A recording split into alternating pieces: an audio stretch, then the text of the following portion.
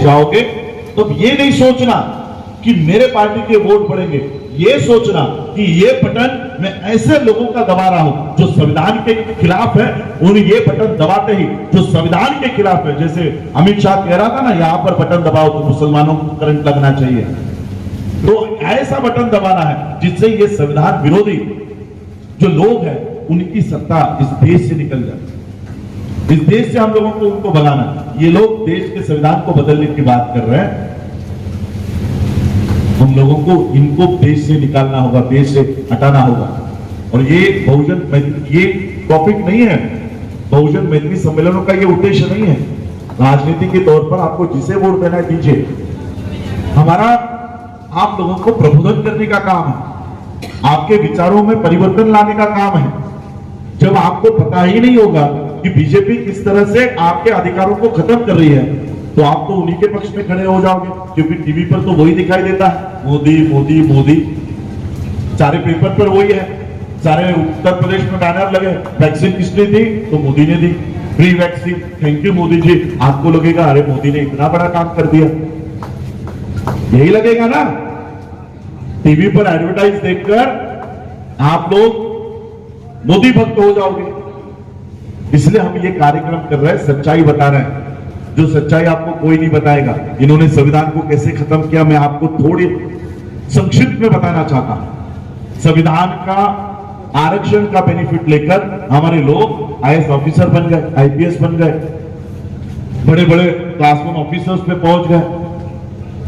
जिन public sector में हमारे लोग बड़े बड़े अफसर बन गए, आज वो पब्लिक सेक्टर 1.5 सालों में इन्होंने पूरी तरह से बेच दिया। अब वहां पर रिजर्वेशन लागू नहीं होगा।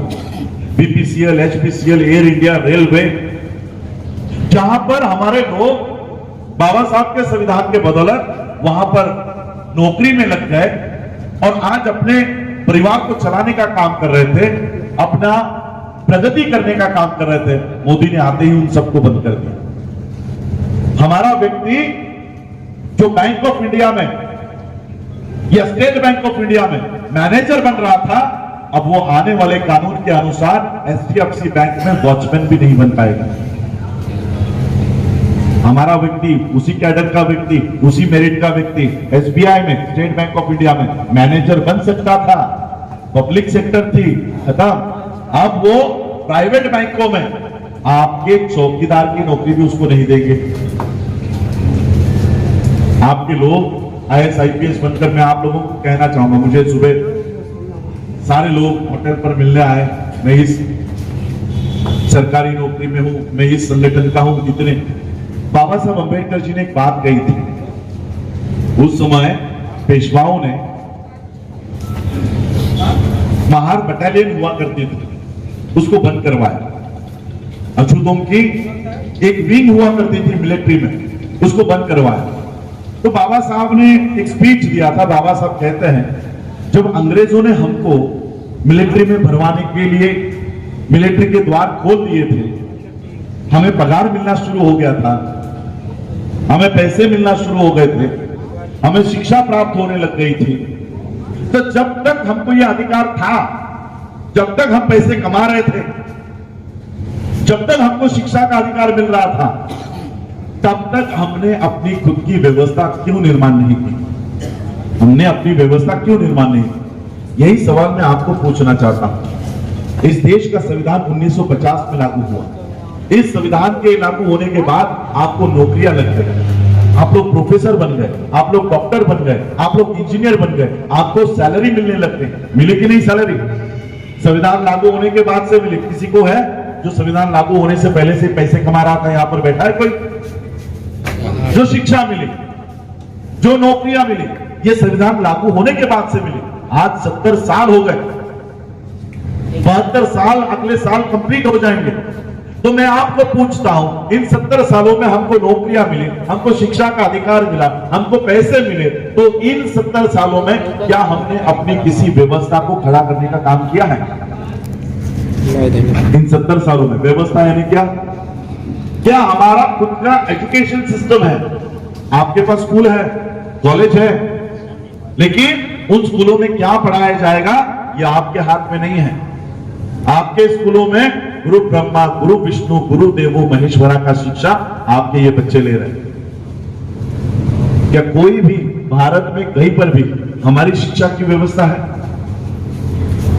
क्या हमारी आरोग्य की व्यवस्था है? हमारे डॉक्टर्स हैं, कई सारे डॉक्टर्स, लेकिन किसी और के अस्पतालों में काम करते हैं।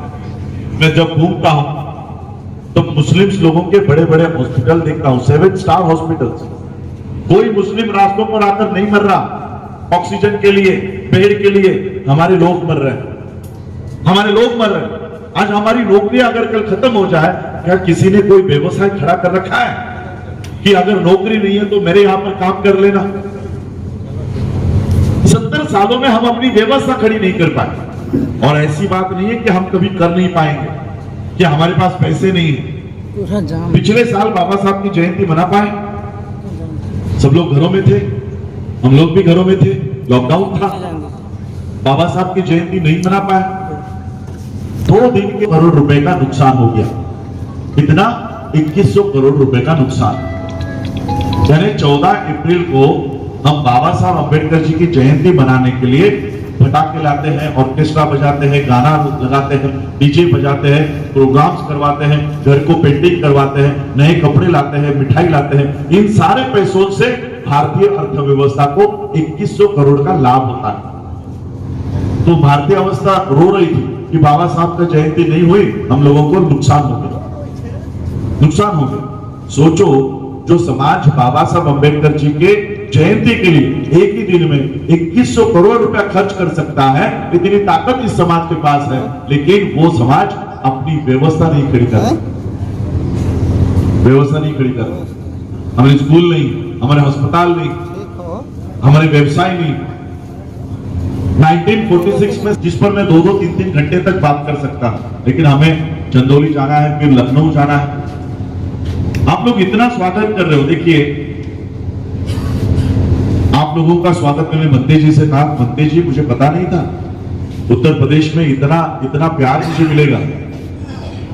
पहले दिन से लोग रास्तों पर आकर बैठ रहे हैं। जिस हाईवे से हमारी गाड़ी जाएगी, ये लोगों को जैसे पता चलता है, लोग गांव-गांव में इकट्ठा होकर रास्तों पर हमारी गाड़ी रोककर स्वागत कर रहे हैं।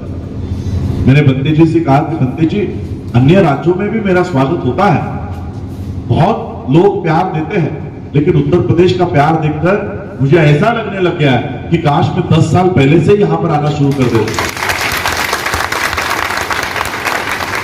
बहुत प्यार आप लोगों से मुझे मिला। कल आखिरी सभा होकर मैं मुंबई लौट जाऊंगा, उसके बाद मध्य प्रदेश में इसी तरह के कार्यक्रम लगे, बिहार में लगे। कल के कार्यक्रम में नेपाल से लोग आ रहे हैं। नेपाल के लोग बोल रहे हैं कि हमारे यहां पर भी आप हम लोगों को वहां लेकर जाना। तो ये सारे कार्यक्रम चल रहे हैं। देखिए, मैं आप लोगों को बताना चाहूंगा, आज हम लोग जो काम कर रहे हैं वो बाबा साहब अंबेडकर जी के बताए हुए मार्ग पर और उन्होंने किए हुए तरीके से हम काम कर रहे हैं। बाबा साहब ने किए हुए तरीके से। बाबा साहब के पास कोई संपत्ति थी? बाबा साहब के पास कोई साधन थे? कोई साधन नहीं था। बाबा साहब के 4 बच्चे तो बिना दवाई के मर गए। बाबा साहब की पत्नी माता रमाबाई ये टीबी के रोग से मर गई। टीबी कब होता है? जब 2 वक्त की रोटी किसी इंसान को नहीं मिलता तो उसे रुपया दीजिए। 4 खातों के मंत्री रह चुके थे बाबा साहब, 4 खातों के, लेकिन 4 खातों का मंत्री भी लोगों से पैसे मांग रहा है, 1-1 रुपया मांग रहा है। आपके 18 मार्च 1956 को बाबा साहब आगरा में आए थे, 3,500 रुपए की थैली बाबा साहब को दी थी, और उसी कार्यक्रम में बाबा साहब फूट फूट कर रो रहे थे। क्या कह रहे थे पता है? बाबा साहब अंबेडकर जी का यहां पर उत्तर प्रदेश में जब भाषण हुआ तो बाबा साहब फूट फूट कर रोकर कह रहे थे कि मेरी मेहनत की वजह से, मेरे आंदोलन की वजह से आज आप लोगों को पढ़ लिखने का। 2010 में अप्रैल में मेरा रिजल्ट आ गया। मई महीने में जापान के बैंक में मैं अपॉइंट हो गया असिस्टेंट मैनेजर के पद पर। 8 लाख रुपए का 2010 का मेरा सालाना पैकेज था। आज 20-22 लाख रुपए मेरे सालाना होते। लेकिन बाबा साहब के इन सारे बातों को पढ़ने के बाद मैं अपने आप को देखने लग गया बाबा साहब अम्बेडकर जी 1956 को हम पढ़े लिखे लोगों को कहते हैं कि ये धोखेबाज है। मेरे आंदोलन की वजह से पढ़ लिख गए। बाबा साहब ने पढ़ाई लिखाई करने का अधिकार नहीं दिया होता तो आपको कोई स्कूलों में बिठाता? तो आज जो आप लोग पढ़ लिख गए हो, ये बाबा साहब के आंदोलन की वजह से। आपको नौकरियां मिली, ये बाबा साहब की वजह से मिल गई, और आप मेरा आंदोलन चलाने के लिए आगे नहीं आते हैं।